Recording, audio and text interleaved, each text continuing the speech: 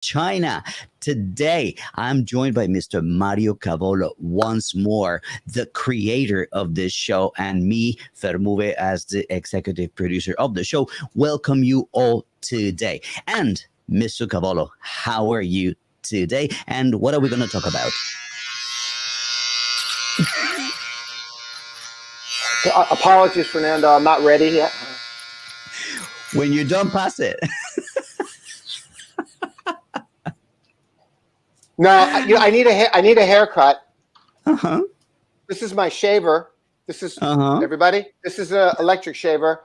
You need a good, strong one. I have a pretty tough beard. I'm letting it grow out a bit. You know I'm old. Now you know I'm old because I've let it grow for the last few days, and there's all that silver hair. But I have a pretty stiff beard, not soft. So I need a good, strong razor. So I found this Chinese super strong razor. I've had them. You buy them, they're not that strong, and then they get weak when, they're just not that strong.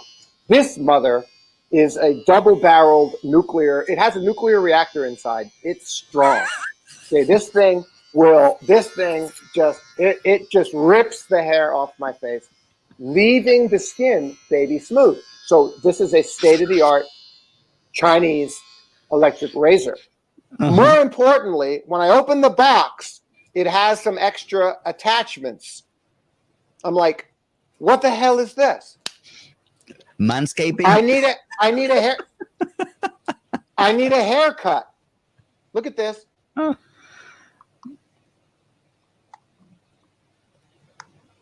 And that's it. That's a trimmer.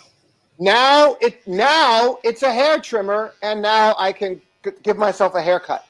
And this thing slides and adjusts. So, I knocked it off. This is one of those old-fashioned razor cutters, and it adjusts. How far away the thing is from the hair. So this thing is in the box. Okay, so I can also cut my hair. My wife already gave me the trim. Look nice, right? Hang on, I'm not done. Hang on. There's more. This is embarrassing. Nose trimmer. What? Nose trimmer. That age? Nose trimmer. And the hair on your ears, because you get old, like Billy Crystal. You get old. The hair goes off your head and grows on your ears. It's from that movie, that famous comedy. So, look, folks, I'm a man. It's mostly a man's audience. Men's lifestyle needs and accessories are an important topic to take a moment to share. So if you could find yourself one of these Chinese 3-in-1 electric razors, fabulous. And, a Braun or a Philips or whatever nice brand razor back in America like this, how much? $100, $200? Yeah, right. $55 RMB. 55 RMB. It's like we're going to make a song, man. What is that? $9? $9 on the 10. And it's with the nuclear reactor high torque engine. Hydrogen fueled. All right. By the way, not sponsored. We're going to say that because this is YouTube. I don't even know the brand. I don't even know the brand name. The brand name is Fei Run. Okay. Flying Men. Flying Men. Yes, that's right. Might be me, Gao Fei. That's my last name. All right, Mr. Mario, let's get into the topic. Away from shaving, because you missed a spot. The battle of wealth. The battle against... She rejects Western values. That's what the media is telling us. And Western prices. Oh, we're going to get him, right? All right. We are going to talk about she rejecting Western values. The thumbnail of this video gives you a summary of what we want to discuss. We want to talk about Didi. We're going to talk about Meituan. We're going to talk about tutoring and some experiences that you have had since your boy already went back to school and what you learned. We are going to talk about celebrities being reined in. And felonies that they commit and things that the world is going, oh, how is it possible? But yes, it is true. And we are going to talk about the end of 996, gaming, which is taking Twitter by storm. the Chinese government stopping children from playing video games and computer games, and I don't know where to begin. a few more things in there. But You're before we killing it. begin, I want you to explain this to me. What's this about? Yeah, thanks for remembering to post that. I sent you that yesterday. And actually, I want your reaction. This is my tweet. And, you know, again, we're not super big Twitter celebrities with 500,000 or more followers, neither you nor I. I'm about to hit 5,000 followers. I'm very close. Please do help with that. If you're not following me on Twitter, let's get me to 5,000, which is respectable, but still small, right? Oh, whoa. Thank you. Yeah, there's my Twitter handle. Go back. So go back to the tweet. So as I appreciate, you appreciate, people that follow me appreciate, I speak clearly. I say things that are irrefutable to make them clear. And the word distinctions is a nice word, right? So I was like, I should do a whole series of tweets. Distinctions. Maybe I should number them. So here's distinction number 1. Okay. And this baby's up to 240 likes, which, you know, anything over 100 likes, you're doing pretty good. This one hit 200 and then was up to 240 this morning. So I was like, wow, it's worth talking about, obviously, right? And 60 retweets. Huawei is registered to do business in the United States. By the way, so is TikTok, so is Wechat, and so is millions of other foreign companies who are not U.S. companies who are registered to do business in the United States. And millions of companies are registered to do business that are not German companies in Germany. And millions of foreign companies that are not Chinese companies are registered to do business in China. Yeah. Right? So Huawei is one of those companies, and it's registered to do business in the United States as it chooses to be. We're good, right? But it's banned from doing business in the United States by the United States government. So this is like as anti-competitive, anti-democracy, anti-freedom, anti-open market capitalism as you could possibly get. This is authoritarian totalitarianism with, by the way, no evidence. And that makes it even worse, right? So they're banned from business in the United States, even though they're fully registered to do business in the United States. Now, as all of you know, Trump tried this crap with TikTok and WeChat as well and failed miserably. But it does still put a damper on their ability to do business. Now, on the other side of the story, on the other hand, because, of course, Fernando, we always hear the ignorant song side. How do you guys in China? How can you even talk about freedom in China? Twitter's banned there. Banned. Yeah. Right. How are you on Facebook? How are you on YouTube if you're banned? It's illegal. Right? So Twitter, Google,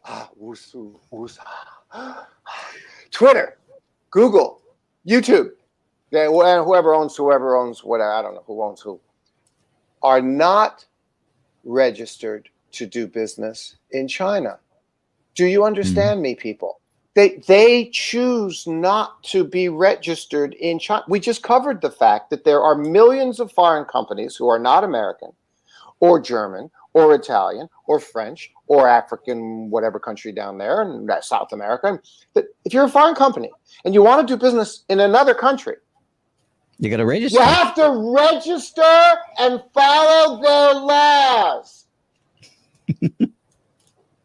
Right. So in China, millions of foreign companies, including, by the way, LinkedIn, which is a huge social media platform, and it's because they follow Chinese laws. Now, what's the Chinese law that everyone's complaining about? If you're a social media company in China, you don't have the right to call Xi a fat, stupid pig. And that's like a lack of freedom. Or Winnie the Pooh. Right. Or it's not that. It's actually not that. And this brings up a point that no one has talked about. No, we have never talked about this, and it's a huge point. Do you realize, ladies and gentlemen, that here in China, hardcore porn is banned? You're not. It used to be banned in the United States. In the 1950s, you could not find hardcore porn. It was only in adult stores, and it was in the corner. And if you went in there, people outside of the shop were, with crosses. You were ostracized. You were a pervert. hey, did you see last week? Mr. Jones went into the adult shop, you know? Next to the Four Seasons Garden Supplies where... Yeah, so this was the United States as well, right? And then the neoliberal cancer of anything goes hit America. And that's what it is. It's the neoliberal cancer of everything goes is cancer, and it has, as I knew it and said it that it would when I was in my 20s, and now I'm 61. It has allowed and created the deterioration of the society. It's just like the thing goes. I can do what I want. I'm an American. So this is horrible stuff. And in China, we've never talked about this in terms of the freedom arguments and all of our episodes, and no one talks about it. Folks, the reason that Google and YouTube and Facebook and everybody else, they're very unhappy. You got a lot of porn that makes a lot of money on those platforms back in the West. It's not allowed in China. Oh, therefore, it's not cost effective to be here. Now, that's just my personal theory. They can't make money because porn's not allowed in China. This is something we've never talked about. Pornography is not allowed in China. Okay, so Twitter, Google, YouTube are not registered to do business in China and are not banned for doing so. They choose not to be here, people. I hope this clarifies any confusion. Thank you. And Fernando, we're on to the next subject. On to the next subject. So we're going to start talking about all the different measures that she has taken to reject Western values. One of those, this hard porn being so available and accessible to people. If any kid opens Twitter, basically they're in, or Flickr, or whatever, some of those websites that they're supposed to be social media, but all of a sudden it's so easy to run into pornography. So this is one of the values that they try to fend off. But let's go into what we discussed in one of the videos as the summer of people's summer. We're already entering fall. I already got my first box of mooncakes. But let's talk about what the government did for the people at Didi and Meituan. If you don't know, Didi and Meituan are just some of those apps that are similar to America, say Lyft, for example, or Uber. And Meituan would be like Uber Eats or some kind of delivery service that they bring things to your door. There's plenty in the United States. Here in China, it's called Meituan. Well, the government went around and said, like, look, these people are at the lower ranks of society. They work very hard and they have no security. They earn decent money, okay money, but you got to protect them. So the government went and made them employees of these companies. This is something that the likes of Sanders, AOC, all the leftists in America have been talking about. But guess what? They have no power. They don't hold the pen by the handle. It is the companies, the firms, the billionaires. Those are the ones who say, it ain't gonna happen. We are not going to make them employees. We are not going to give them minimum salaries, and we are not going to let them unionize. Here in China, they did. So, Mr. Sanders, Miss AOC, you only wish you had a tenth of the power that Mr. Xi has. I love when Fernando becomes that pretentious preacher. You're good. Continue, please. All right. Similar stuff taking place. Tutoring. And the thing is that all this is happening at the forefront of what's really getting hit, shareholders. Now, with tutoring, this came hard. I was affected. I have been affected for a very long time by not being allowed to teach as a non-native English speaker, for example. But this one made all tutoring illegal. Not illegal. I correct myself. Not allowed. What? Not allowed. What do you say? Yeah, just not allowed. So basically, all tutoring will become non-profit. Non-profit, you mean?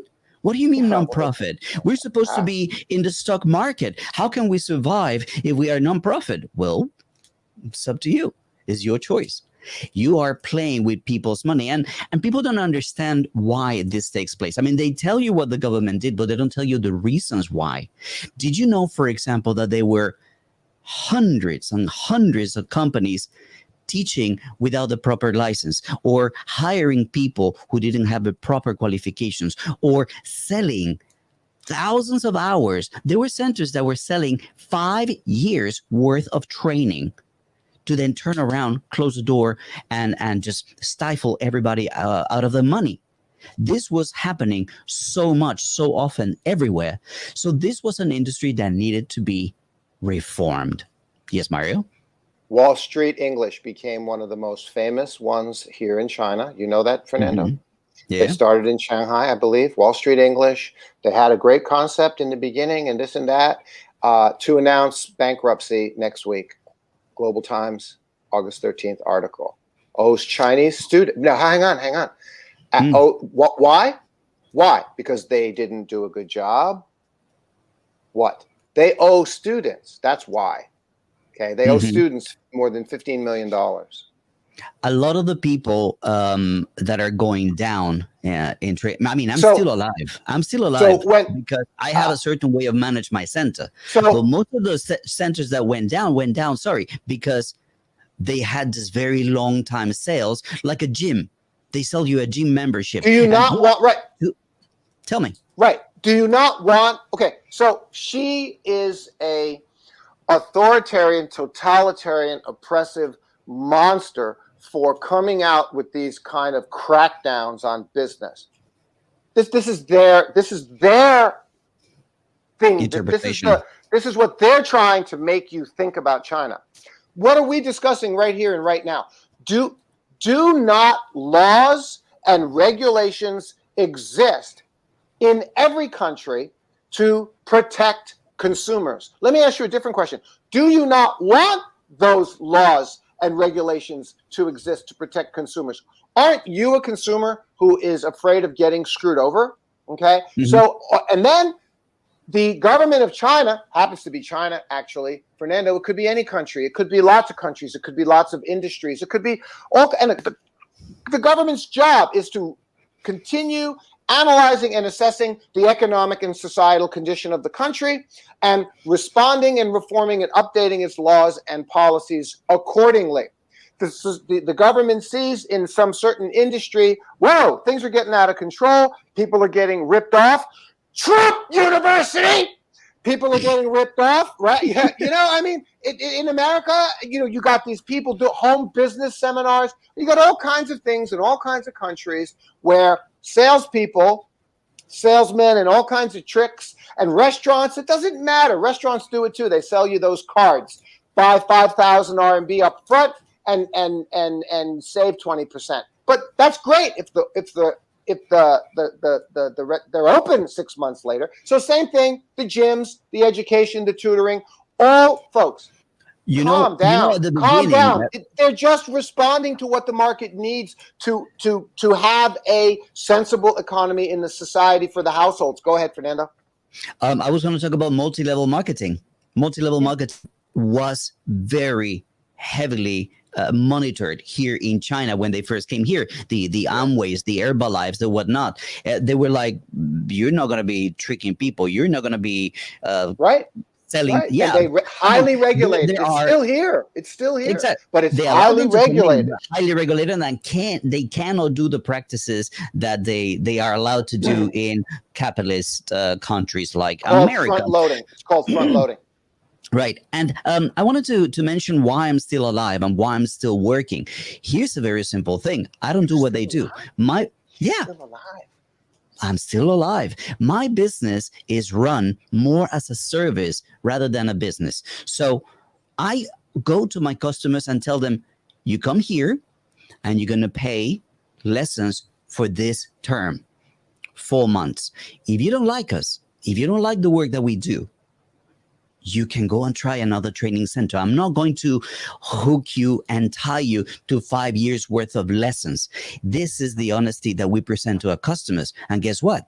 We're going to turn 17 years next year, next February. So good on you. I trust the power, the ability to deliver to my customers. That's why I don't need to tie them to 5 years. So look, it's not about me. It's about the tutoring and the children, the ability for children to actually enjoy their free time. So I want to talk about something that you discovered recently since your kids started going back to school Yes. this week. You said you met some interesting people over there. Tell us about it. Yeah. I really want to talk about this. I'm doing the research here on stuff, which is great. So let me tell you something before you tell us your Go. Let information. me. Yeah. What we have learned is that schools are now starting to provide the services that these companies were providing before. We've heard it since Monday that a lot of schools are having these after school programs where kids can get extra reading, extra help with their homework, extra math, special groups within the school where the kids can get more information, advanced math, advanced these kind of clubs and groups that are so common in Western countries. Well, that's how the government is trying to replace these tutoring center businesses. The other thing is, you got to remember that it's only about academic subjects that are being cracked down, so to speak. Anything else is fine. So if somebody, for example, has an art studio, they are allowed to continue working. If they have a basketball club or an American football club or a surfing school, they can continue to work. There's nothing to do with them. It's only those core subjects in school that are not allowed to continue working on the weekends, in summer, in winter, or be profitable. They need to be nonprofit. Did you find your research, Mario? Yes. Thank you, buddy. I want to share the story. My son is very fortunate this year. So first of all, QSI is a very, very respected They're here international internet. Yes, sir. That's right. They have a huge school down there, much larger number of students down in the South where, the main first year city. I think they have over 200, 300 students down there. QSI International School, highly respected, wonderful. And here in Shenyang, they're here. And last year, after kindergarten, and this is important to explain to our viewers, so you understand China, Chinese culture, Chinese society, the international life of expats. I mean, it's all insightful stuff. Which is that, I have a Chinese wife from here in Shenyang. This is her hometown. So we obviously have a mixed boy. He's Italian, American, Chinese. Wow. And his 3 years of kindergarten, Shaban Zhongban Daban, and first and second and half of third grade were spent in Chinese public school by absolute specific intent. Know a lot of expats who've done the exact same thing, put their kids in Chinese public school, have zero regrets in having done that. It's the most amazing public school system in the world. Having said that, it's a bit limited in scope, right? So it's kind of the old parochial Catholic school type system, and that's what it is. But it's wonderful. The kids are taught and treated extremely well with discipline and limited in scope. They're sitting in the classrooms all day long. They go out to play, but it's certainly not a creative, open, flexible experience. And so, yeah, it does have that downside, but I have zero complaints. It was an amazing experience. So professional, so caring, so respectable, fabulous. And then we moved into QSI, which is wonderful. And in the future, I want to say nothing but great things about QSI.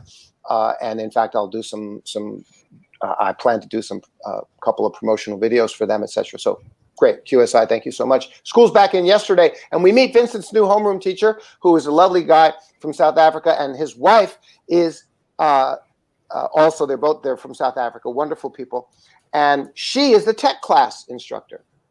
Now think about this for a second, because I was freaking out. I have been struggling, and here's the point. My boy is 9, 10, going on 15. He's an amazing young man who occasionally, becomes a wild little boy. And I kind of go, is that the same kid? Turns out this is perfectly normal. This is what 10-year-old boys are. That's what they're like. He's an amazing young man, period. And with that said, it's typical where I'm struggling with him about wanting to play games or watch too much TV or watch too much games. And I've been struggling with this. So now I would like everyone to please imagine me dropping to my knees and thanking the Chinese government for making this pronouncement about gaming. You have no idea, because it has made my life so much easier, because it has given me a authority to go to my son and say, see, I was telling you that this can fry your brain, but I'm your dad, and ruin your emotions and turn you into an idiot and waste your time. But you're a 9-10-year-old, and I'm your dad. So I'm the one I love you, but you've got me wrapped around your finger. So, you're not going to listen to advice from me. But President Xi, there's an authority reference now that the parents have with the kids, and it works. It works. My boy's like, oh, well, if my daddy told me that, and then that came out, well, then it must be true. Okay, daddy, I understand. Now, isn't that reasonable? Isn't that normal? Tell me that's not normal. I mean, isn't that a normal reaction from the kid? Isn't that perfectly normal? Okay, daddy, I understand. And then the school follows up with that. Go ahead. No, I want to understand better or explain to people how this is going to work. Basically, they are requiring game firms and game online gaming, right? Online, exactly, online gaming companies to basically require, first of all, registration with ID. So basically, you can't fake your ID and facial recognition. So it's not going to be easy to bypass this lock, so to speak. So it's going to start clocking how much time you have been playing. Now, the question is, and the doubt that I have, and I need to do a little bit more research into this, the same thing that with the education regulation came down, it was really not clear. But with this gaming thing, is it one game going to control their access, or is it going to be one account for gaming that is going to control all the different online games? The only way that is going to work if it's a central gaming account that will control all different games available. The other thing is, how can they bypass this? Are they going to bypass things? There are always ways to bypass stuff, of course. But this is better than nothing. I would like to draw you to an interesting because it's people the moral code. It's the moral code, Fernando. I don't mean to interrupt very briefly. It's not just the legislation and the technical limitations. It's the fact that the society creates the moral code. That's what I just said. That's the influence of it. That's where it'll help the kids go, oh, wow, geez, if my dad tells me this and the government also is saying this stuff, well, this puts the moral code in the child's head. That's the big part of it. Now, go ahead. I'm sorry.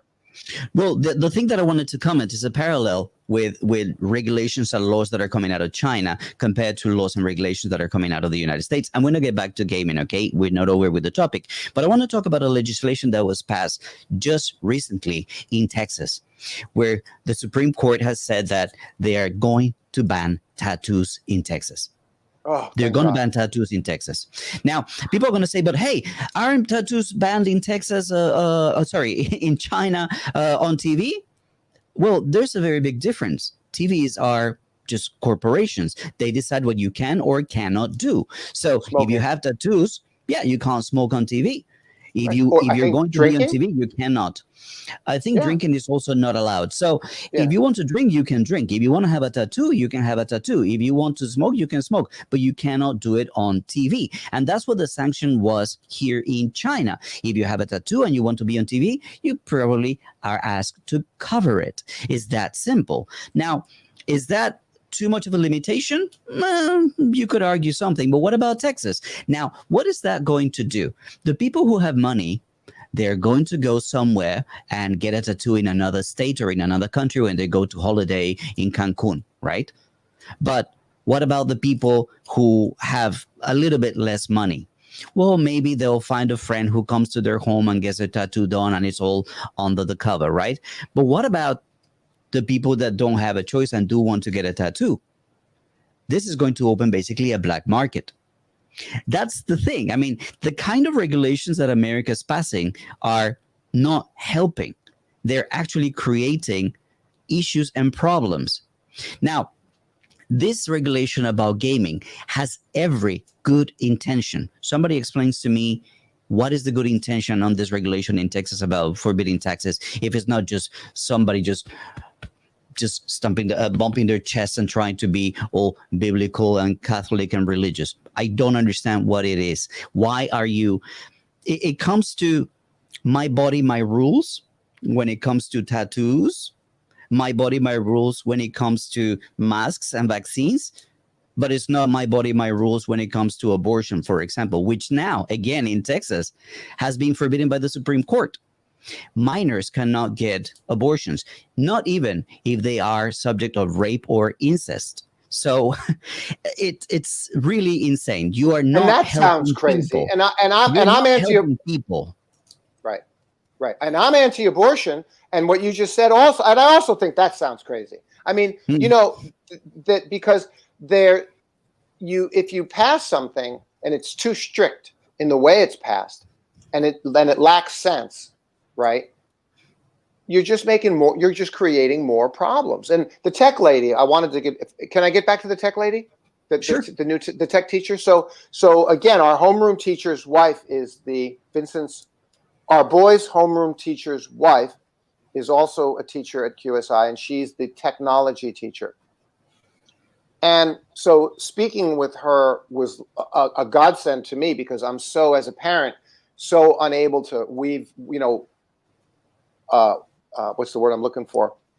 Sort through these issues with my boy, because the boy and everyone we know is going to live their entire lives with one of these on their possession from the moment they were born.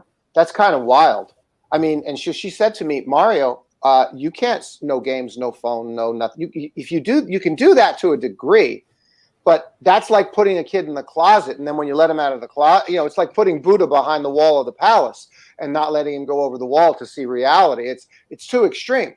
You have to take the time, and she's very gentle and warm-hearted the way she speaks, and calm and cool and clear, and she's also a tech expert. So she's all those things that I'm not, and I'm like, wow, this is great. So she's going to really, I think, do a great job of helping the kids to understand, look, you see this thing that is in your hand? And by the way, in China, it's all the rage amongst the kids. The watch phones. Yeah, thank you. Right, exactly. How'd you know what I was looking for? I'm looking for I wanted to show you guys the watch phone. Because I got a classroom.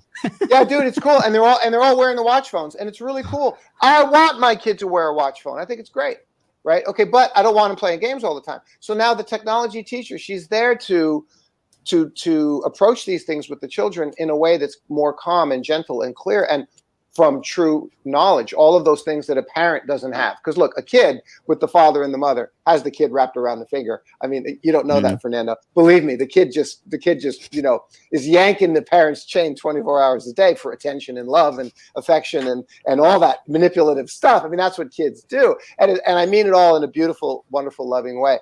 But they can't and don't do that stuff they can't do that stuff with the teachers. Right.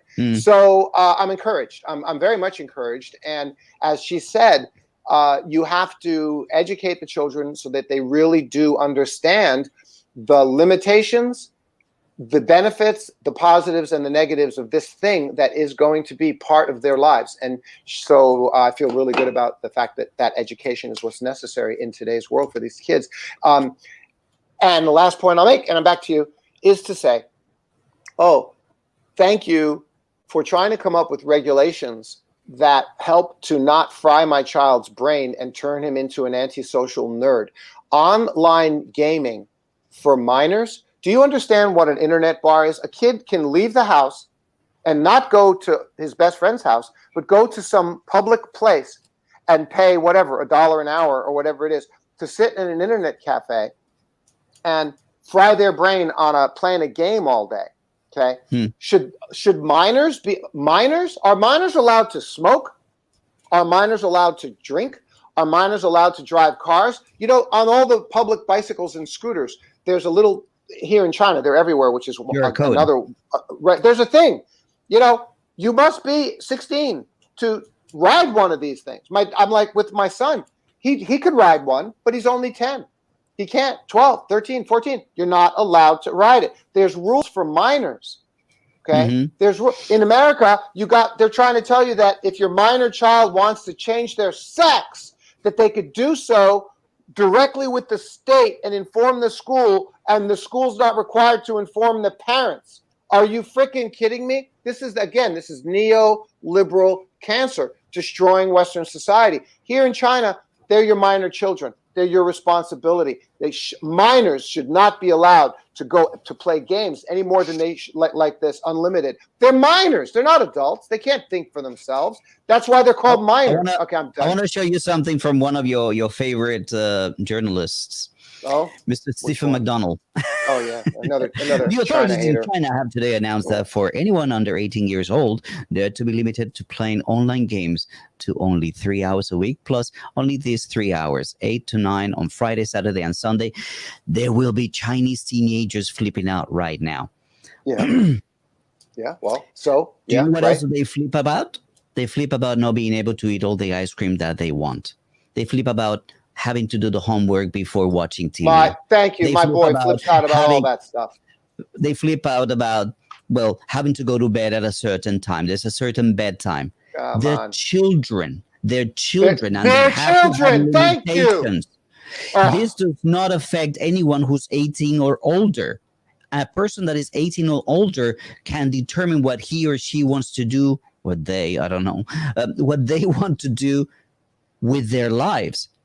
Children cannot.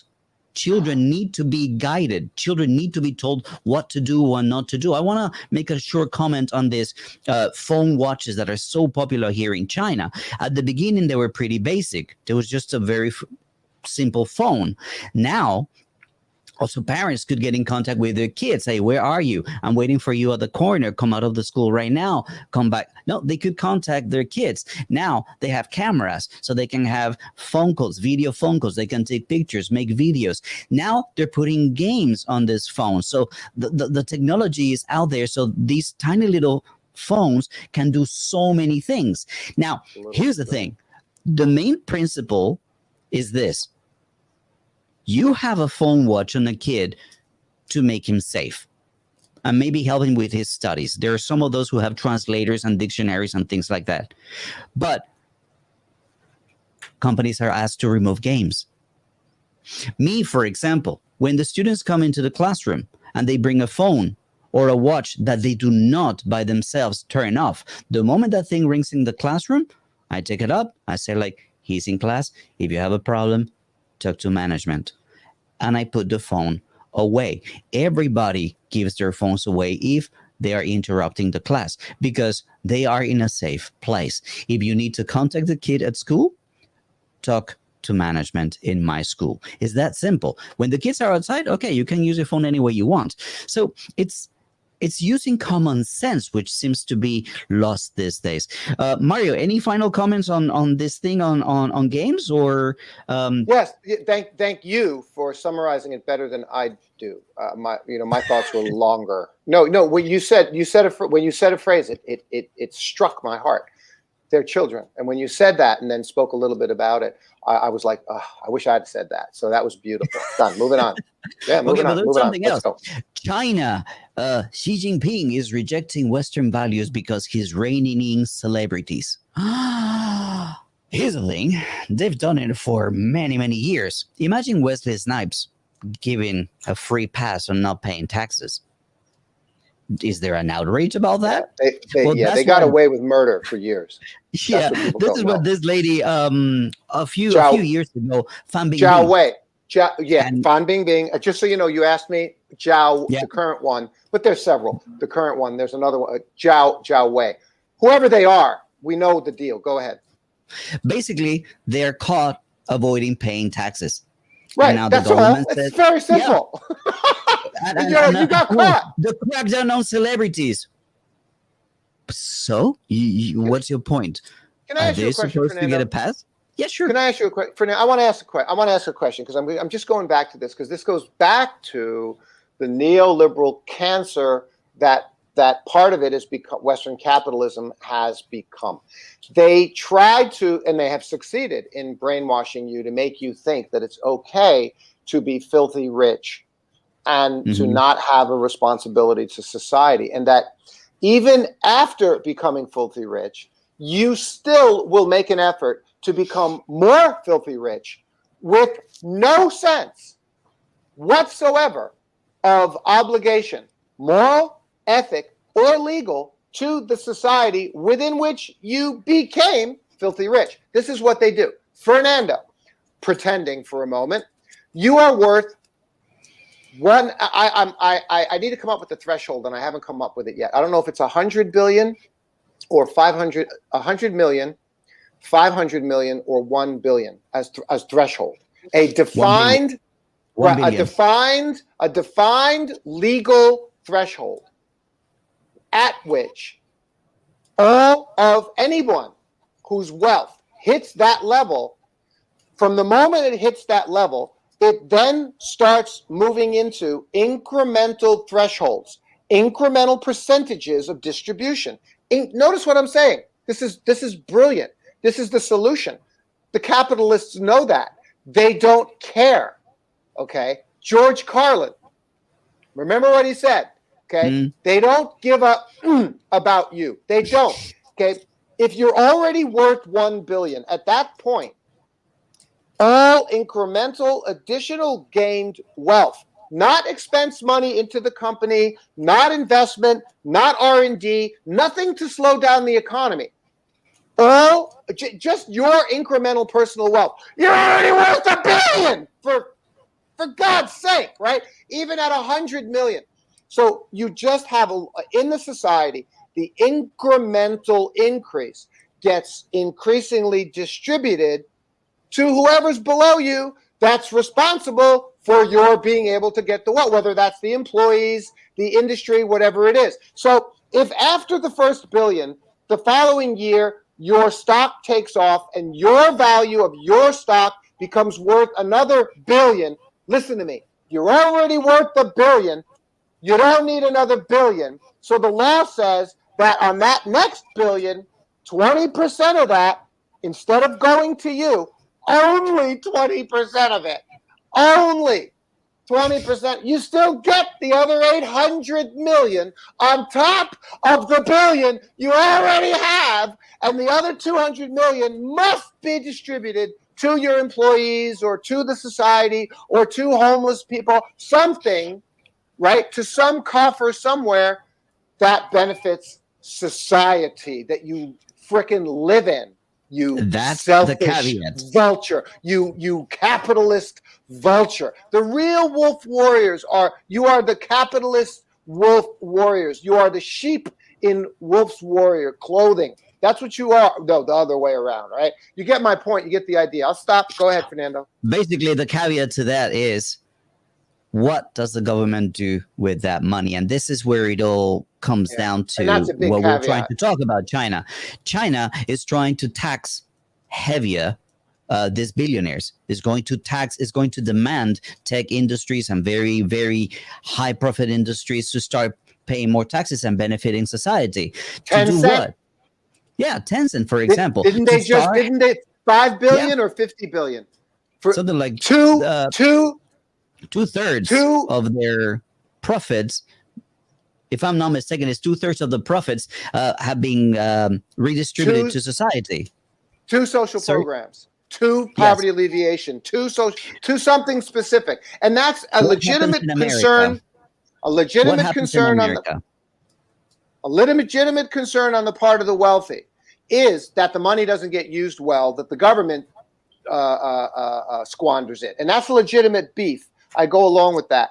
What she has said very clearly was to Tencent, you have to earmark whatever the hell it is, 5 billion, 50 billion, and that specifically is going to social programs, poverty alleviation programs, charity programs, employment programs for people in the rural communities whose lives need to be lifted up. Period. End of discussion. And it shouldn't be a discussion. So as long as they do that, bravo. What happens in other countries? Well, they squander $2 trillion in unnecessary wars of taxpayer people. Yeah. That's what people are thinking. Like, why would I do everything I can to not pay taxes? Because they're going to be using ways that I don't want. And here's the thing: there are so many wars. For example, in Australia, I was listening to Hazard today that actually get sanctioned without people's consent. So you don't get to choose what your tax dollars are used for. They're used for wars that you might not agree with. And imagine taxing somebody like Jeff Bezos and having even more money to wage wars around the world. So it's a good thing in a way that they haven't been able to do that. Or why not just change the paradigm? Why not change the objective of collecting money from taxpayers and do it for the good of the country? $2 trillion. Imagine what you could have done and built and enjoyed as an American if that had been invested in the country. But we're going on a segue. Let me get back to something that I wanted to talk about. 996. Yeah, Jack Ma's culture. Jack Ma's culture. You gotta work. You want to get ahead in life. You want to get ahead in life. You gotta work hard. Oprah Winfrey worked hard. All these people worked hard. Dale Carnegie taught you to work hard. Everybody's teaching you to work hard. You want to get ahead in life. You got to work longer and harder than everybody else. Blah, blah, blah, blah, blah. Meanwhile, again, they're accumulating billions and you're busting your ass at $1,500 a month. I mean, these guys, they're lying to you. They're preaching to you. They're lying to you. They're lying to you. This is the neoliberal cancer of Western capitalism. And some of these Chinese rich guys adopted it as well. Ma got infected with it and started preaching it. That's what it is, like preaching. I can convince you of this. Okay, folks, remember, I'm well trained in manipulative, persuasive language. I can convince you to do it. Okay, it's easy to do. You just use certain language phrases in a certain order, and then you trigger them and thread them together, and you're a brainwashed zombie, and you don't even know it. I know how to do this stuff, okay? So this is what they do. That's what they do up on stage. That's what these preachers do. 996, you can get what you want. 996, sacrifice. It's worth it. And then they turn around, and they say, no, you know what? This is a bunch of crap. Okay, because how do I know this is a bunch of crap? Because you're only paying you're paying your people slave wages. You're fooling them. You're lying to them, and then the government turned around and did what? They didn't just say stop doing that. They made it illegal. Love it. Yeah. This is the interesting thing because I remember, to be fair, a few episodes ago we said like, well, it's very hard to get anywhere in life without working hard. So, of course, Absolutely. If you are given the opportunity, you will try to work harder and impress your boss and try to get that promotion and whatnot. So the 996 kind of like fit along that narrative. But here's the thing. You had to do it because if you didn't do it, somebody else would do it. You had to do it. Now, when it becomes illegal, you have every protection not to do it. You have every protection to refuse to do 996.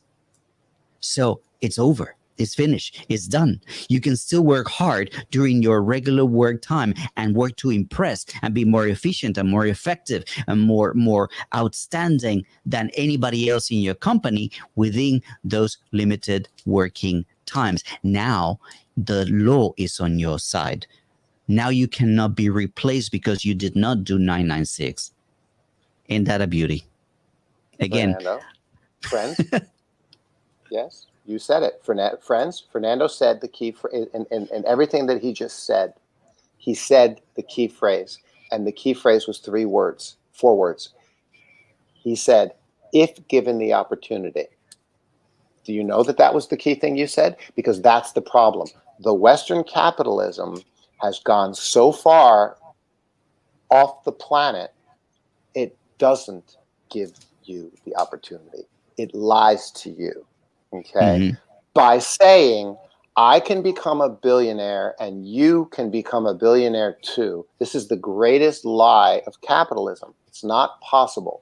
Okay, and people swallow this stuff and admire Bezos and Musk and Zuckerberg and on and on and on, and it just goes on and on and on. Okay, the structure of society.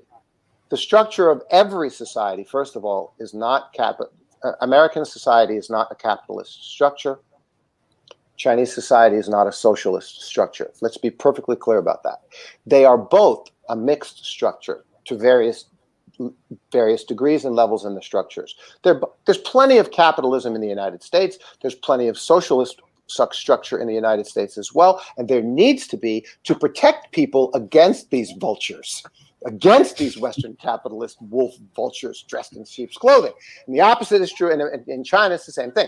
Their starting point is more socialist, but to protect society, that is absolutely the priority.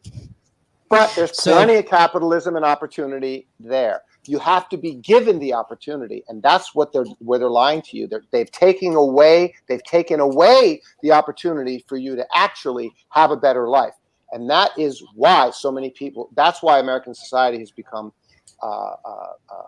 far more unstable, because they're freaked out, they're stressed out, they know there's nothing they can do about their situation, and the government couldn't give a rat's ass. Look, I want to start wrapping up this video, but before I do that, I want to do two things. Number one, I want to talk about your plans, your programs. But I'm excited. I got a little something for you. Okay, tell me what you think about this. And if you're the audience and you've waited this long, you're gonna enjoy this one. This is an unknown. I don't know what's coming. Watch. They have to push the train. Yeah, they are floating in the rivers, and then they also train stations somehow had a lot of dead bodies because North Korea is very cold, and there's a train waiting area, and North Korea has one train go to one distance like once a month, and like here it would take like 1 hour to go the other place. In North Korea, it take a month at least to go because there's no electricity, and sometimes people have to push the train. They have to push the train. Yeah, they are floating in the rivers, and then they also train stations.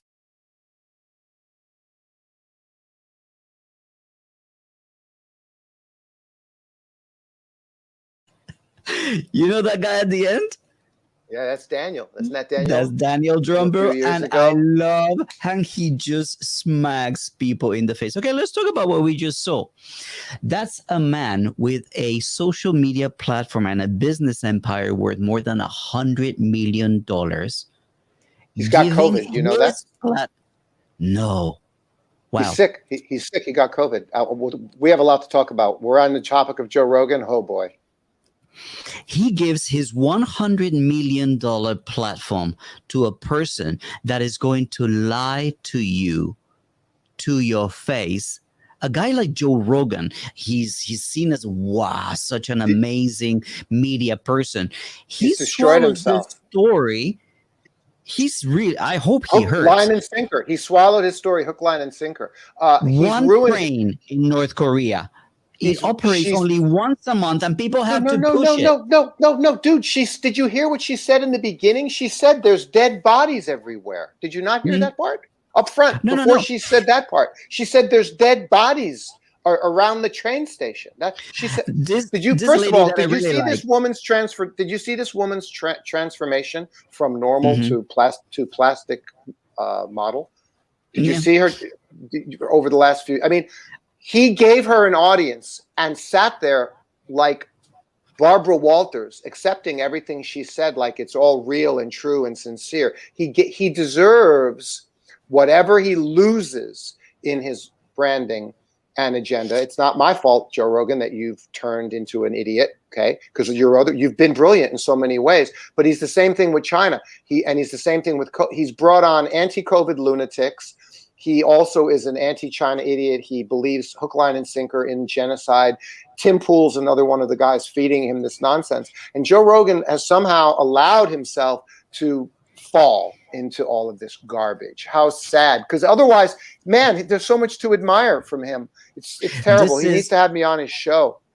This is a fantastic Twitter account, Radio Free Amanda, and she posted this on Twitter. Okay, what is Yeonmi Park's best propaganda story? That her friend's mom was publicly executed for watching Hollywood films? Oh, yeah. There's no word for love in North Korea. It's the same language as in South Korea, and they're known for their soap operas, so use your brain, Joe Rogan. Starving children eats rats. Rats then eat the children is the circle of life in North Korea, according to Miss Park. And the North Korea has one train that people have to push. So it's beautiful to see Daniel Dumbrell posting one picture and absolutely gone.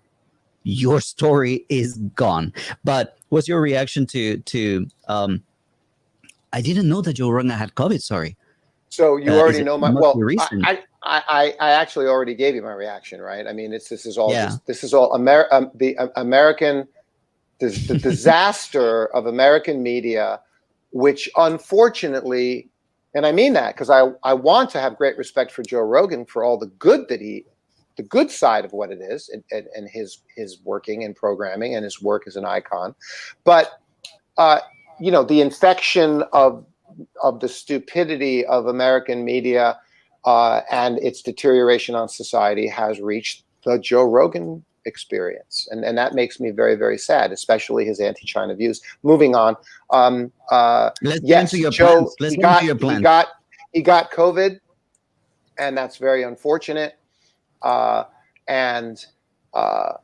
know, I'm not saying this to criticize him on having COVID, but it points out the importance of getting vaccinated, which is Joe Rogan is a black belt, super fit, super healthy guy. He's one of these guys that's a health freak, extremely attentive to his health, relatively young, and in amazing, incredible shape. And he got COVID. There's a little video, and he acknowledged that he got wiped, just wiped. And he says, and he's throwing everything, monoclonal antibodies, Z-Pak antibiotic, all kinds of vitamin stuff, and ivermectin. He's taking all, he's throwing everything at it, and and he feels better 5 days later. Okay, my point is, that's how bad COVID is. He's one of the healthiest guys on the planet, and it knocked him on his butt. That's my point. Okay. I'll be interested to see. You're obese. People out there who are obese and are not in good shape, it can kill you. I'm sorry. I'm very sorry it's inconvenient. I'm very sorry the pandemic is inconvenient and nasty. It has nothing to do with politics. Unless you have a legitimate reason not to get vaccinated, please get vaccinated. All my life, I've never gotten a flu shot. All my life. 50, 60 decades, right? As an adult. Never. I now know that for the rest of my life, I'm probably going to be needing to get a coronavirus booster shot every year for the rest of my life. And I'm going to, because I don't want to get this nasty bug. Period. Okay. Let's move on to. It'll be interesting to see what Joe Rogan comes and says in his show when he recovers regarding COVID and what he thinks about the lies that Miss Pak just mentioned and all the lies that he has been fed and he has given a platform to regarding COVID lies and misinformation. But let's get on to the future, Mr. Cavolo. Tell me about your plans. I'll give you 5 minutes. The future is so wonderful and amazing. Look at that. Look at that. It's insane. I can't begin to tell you how gorgeous. Oops. I can't begin to tell you. I can't begin to tell you how gorgeous that is. And I'll tell you the story of what it is and where it comes from. And actually, my emotional state right now speaks to how important it is. This story that I'm going to share with you in the new plans, which is just shifting to the positive, because on this show we talk about important things, and a lot of them are difficult and difficult subjects and dark subjects and negative subjects, and because they're important, you need to be clear about them, and I appreciate all that. But the other side of the story is the fact that I was inspired recently, and then people showed up in my life. So that told me the universe was pointing me in that new positive, that positive direction is very important as well. China is amazing. You need to know that. And we're going to show you that. We're going to do a brand new show. I've had adventures.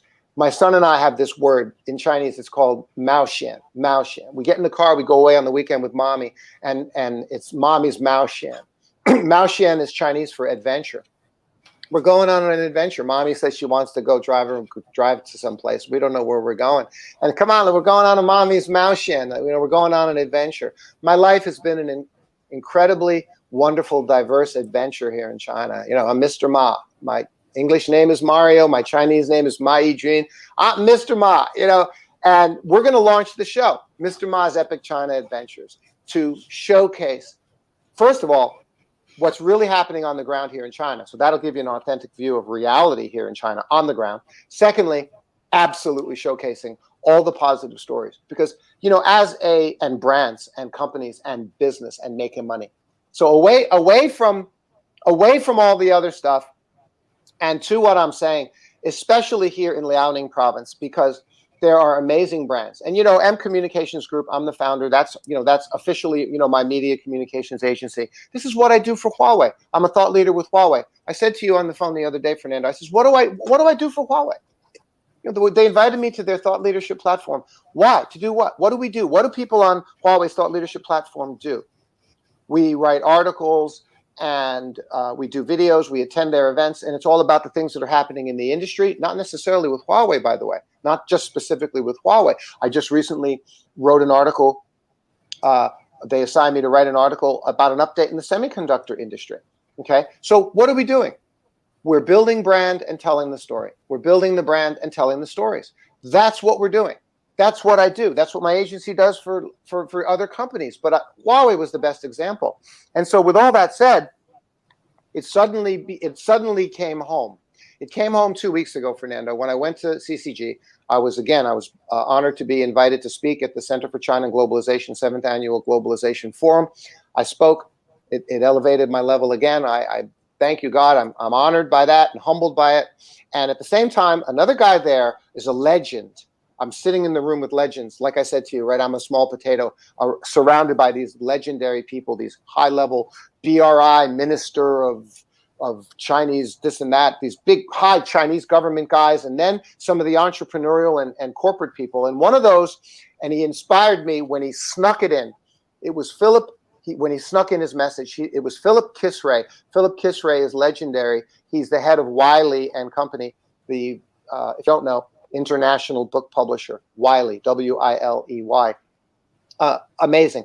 And he's a legend. And he said, we were talking about how to blunt all the negative. And he was like, look, he said, I can't tell you the countless number of positive stories about China. China has done so much positive, not only domestically, but also all around the world. He said, just keep telling the China story. And that's what Mr. Ma's Epic China Adventures. We're going to do a new show. And Fernando, you're one of the partners. I'm going to introduce the teams, the brands, the people. And Fernando, you're one of those people, because I asked you to be my executive producer of this new show as well. You're going to be a part of it like everybody else. We're going to be doing it, man. And so then what is this, right? So we're going to start with Liaoning. You don't know about Liaoning. This one here. Okay. And I just realized there's something else I must show you. 10 seconds. I got to go grab it. Okay, sure. Let me tell you. In this idea of showing the positive of China, this summer vacation where I was working, I decided to put together a documentary that I've compiled right here. Documentary 2021 is 5 gigabytes of data. Initially, I wanted to have 5 people, but then COVID came back, the Delta variant. So I've been only able to shoot 2 people. So I'm in the process of finding more people to shoot.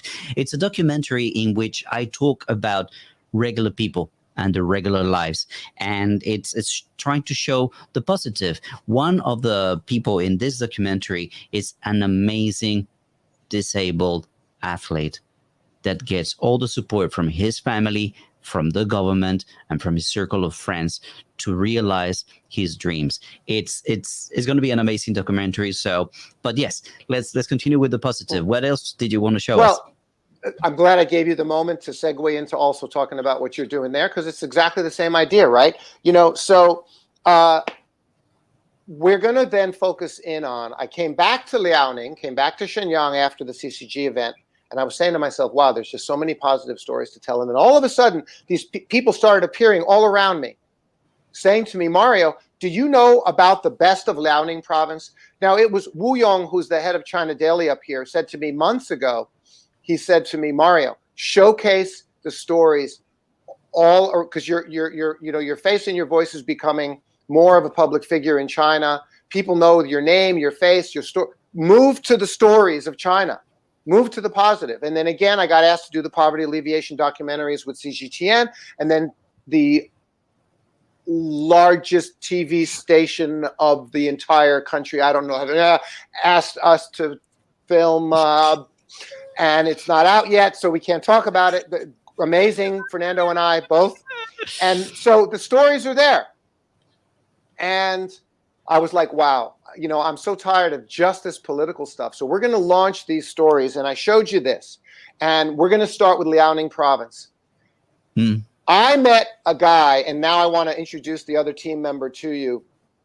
She's heading up the project. Her name is Yan Rhodes. She's a Chinese UK. She's back here in Shenyang now. She's an amazing, smart, talented businesswoman. She has two clothing. She's in the fashion industry. Has two clothing factories. One in Dandong, right? I mean, so she's just a very capable person.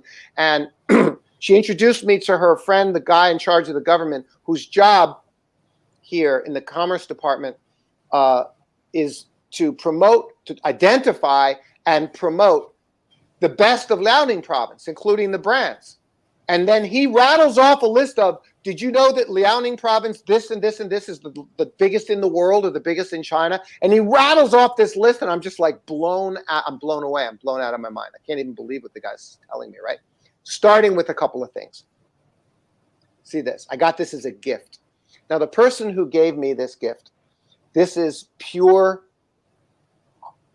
I'm told, high-quality jade from the director of the Shouyan Jade Museum, which is 3 hours south of Shenyang in southern Liaoning province.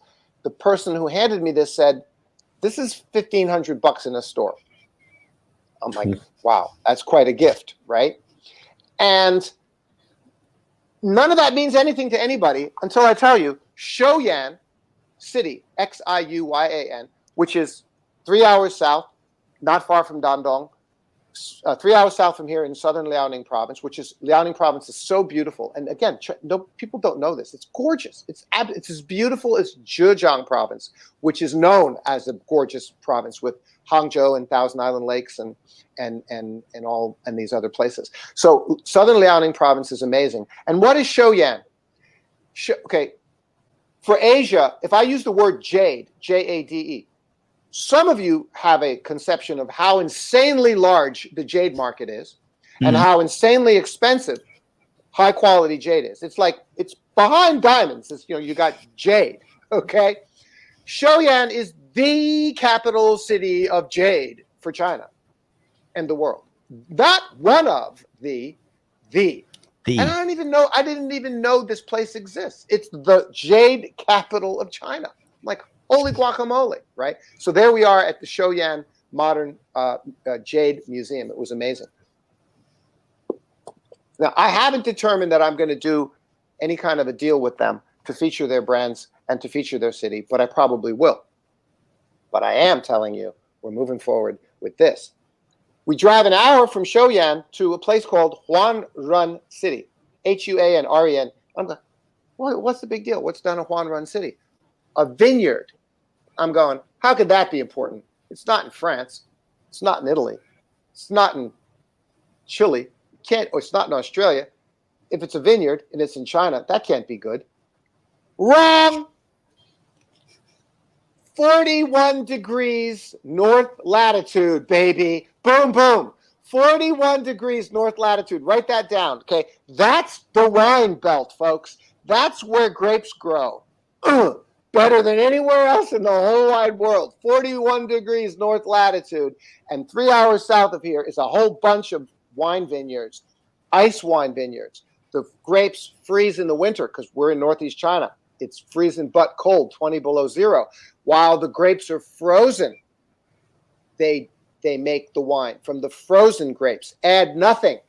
And that's the true ice wine, true fermented ice wine. Okay, which is known Canada, Germany, here in China. And this is Tai Long Lin Vineyard. Mr. Tai and I are going to finalize the deal. And I can't say it 100%, right, until it's done. Mr. Tai and I have agreed. He needs promotion. He's got over 300 million already invested in this amazing facility down there. And he invited us down for the weekend. This is after I got back from CCG. And again, Yan and Mr. Lee, Professor Lee, arranged all this. And we went down for a lamb roast to celebrate. To celebrate what? The quality of the wine at 41 degrees north latitude, baby. That's what. See this wine? His 2017 vintage won the award. Number one, baby, in Brussels. In Brussels, Belgium, the recent 2021 wine awards. He won pop points. Number one for the dessert sweet wines. Numero uno, baby. Toutiao, right? So, but he needs help with marketing. And I want to launch the food brands and the product brands. And we're going to launch them. And Mr. Ma's Epic China Adventure is going to track. We're going to live stream everything we do. We're going to live stream the book tour from the new book that just got published by in Hong Kong. We're going to live stream the story of, he's already agreed. He said, Mario, I'll do a run of 10,000 bottles, private label. Mr. Ma's Bin 88. Doesn't that sound fat? Does that sound good? Right, Mr. Ma's Bin 88. He's going to do a private label run of 10,000 bottles. And there's another partner who's doing craft beers, which are very popular in China now. So we're going to do Mr. Ma's Batch 88 craft beer, Mr. Ma's Bin 88 wine, and we are going to promote the hell out of Liaoning province and these brands and these products and these stories. Share it all with all of you every step of the way. That's it. That's all. I've told you enough. I've told you enough. Mr. Ma's crazy China adventure. And you're going to learn a lot from all these adventures and all this, because that's the important thing, to show that what used to be the American dream has suddenly become the China dream. You can pursue any venue, any avenue, and any project that you have here in China, and that's the positive side. That's what we want to show you. So, Mario, thank you very much for updating us on all these topics, and we've come up to over an hour and 10 minutes of this broadcast. So thank you so very much. Let me remind you all to like, comment, and share these videos, to subscribe to our channel, and to follow us on social media so that we can get more than 200 likes when we say something interesting on Twitter. And guys, that's it for today. Until